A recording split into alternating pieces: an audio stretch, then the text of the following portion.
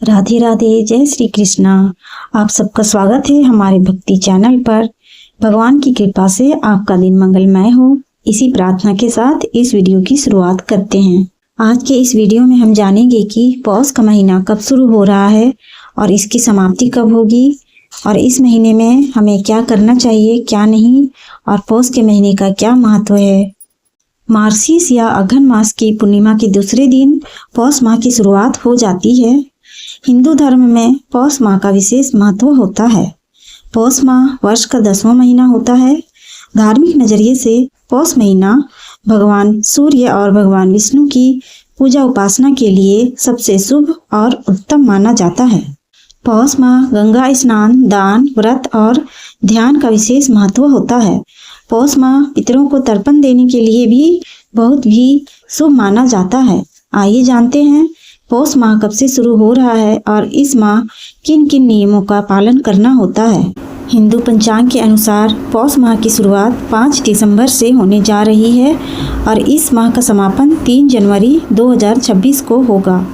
इस माह में भगवान विष्णु और सूर्य देव की पूजा उपासना का विशेष महत्व होता है। पौष माह में जहाँ भगवान सूर्य और भगवान विष्णु की पूजा का महत्व होता है, वहीं यह माह पितरों के लिए तर्पण और श्राद्ध कर्म करने के लिए अत्यंत ही शुभ होता है।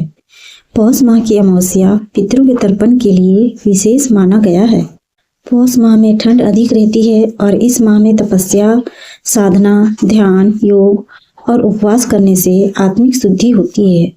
धार्मिक मान्यताओं के अनुसार पौष माह में किया गया तप और ध्यान कई गुना फलदायी होता है। पौष माह में प्रतिदिन सुबह स्नान आदि के बाद सूर्य देव को अर्घ्य देना चाहिए।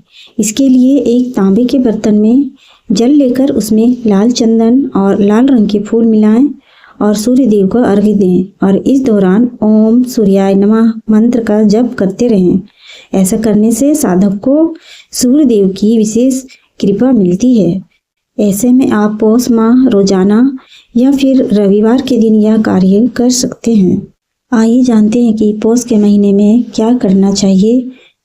पौष माह में सूर्य देव की कृपा प्राप्ति के लिए हर रविवार को व्रत भी कर सकते हैं। इस व्रत में नमक का सेवन नहीं किया जाता। इस दिन आप सूर्य देव को लाल फूल, लाल चंदन, रोली, चावल और तिल आदि अर्पित कर सकते हैं। इसके साथ ही सूर्य देव को तिल चावल की खिचड़ी का भोग लगाना शुभ माना जाता है। इससे साधक को सुख समृद्धि का आशीर्वाद मिलता है। पौष माह में सूर्य देव धनु राशि में प्रवेश करते हैं, इसलिए इस महीने सूर्य देव की पूजा करना विशेष फलदायी माना जाता है।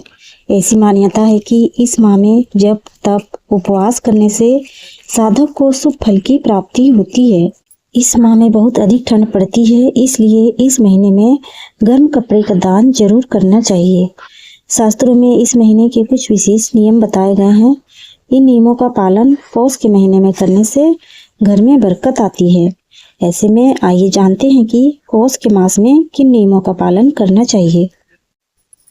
पौष के महीने में सुबह स्नान के बाद तांबे के पात्र में सूर्य देव को अर्घ्य दें। सूर्य देव को जल अर्पित करते समय ओम घृणी सूर्याय नमः मंत्र का जाप करें। पौष माह में जप, तप और ध्यान जरूर करना चाहिए। इस मास में गर्म वस्त्र और कंबल का दान करना शुभ माना गया है।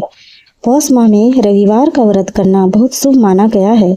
इस महीने में पितरों का तर्पण करना भी उत्तम माना गया है।